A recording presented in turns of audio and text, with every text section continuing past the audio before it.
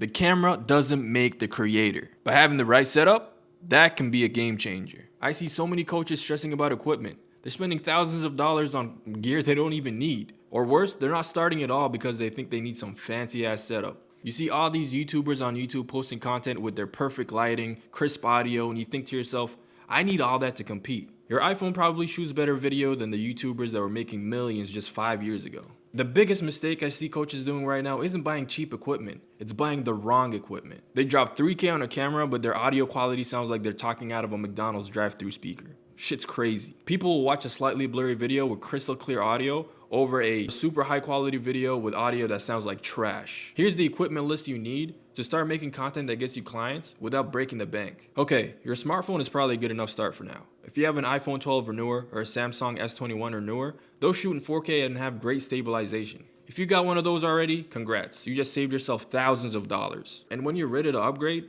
don't go crazy. The Sony ZV-1 or the Canon M50 Mark II, those are great cameras. They'll probably run you around $600 to $800, and they'll get you that professional look without you having a film degree or something like that to operate. Pretty simple stuff. The key here is getting something that you'll actually use. I've seen coaches spend $10,000 on red cameras that just collect dust because they're too complicated. Audio is where you should spend most of your budget. A Rode Wireless Go-To mic will run you about $300, and it's absolutely worth every penny. Just clip that little mic on or hold it like me, and you'll get professional sounding studio, even if you're just chilling in your living room. If you're on a tighter budget though, even this little mic right here that plugs into your phone will sound 10 times better than your camera's built-in audio. Okay, let's talk about your lighting situation.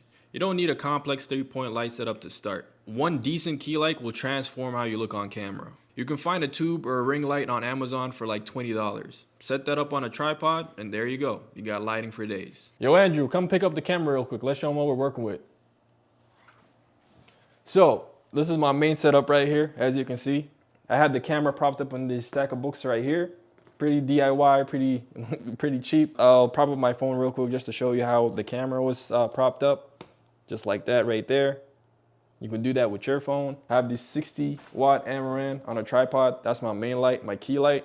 And then I got that light over there. It's a tube light on a tripod as well. That's my hair light. Kind of separates me from the background. And then I got a light over there. Gives a little bit of color to the background.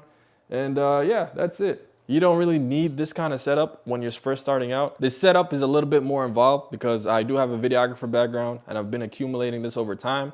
You don't really need this. All you really need is one main light, you know, on a tripod just angled to your face, and that takes you 80% of the way. You don't need anything else. All right, that's it. Let's get back into it. Now here's how to film a video that actually works. You're gonna wanna set up a time limit. Block 2 hours max. Any longer than that, you'll be overthinking it. And then when you're scripting, don't write out every word unless you're using a teleprompter.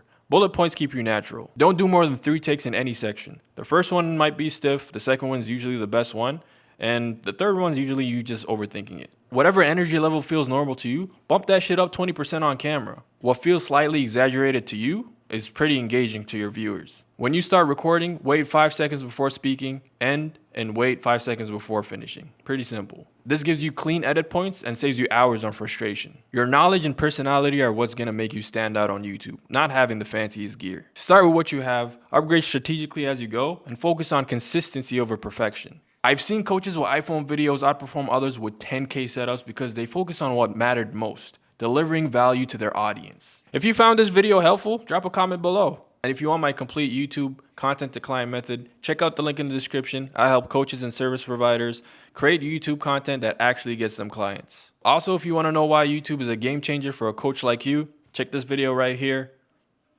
That's it for this video. Peace out. See you in the next one.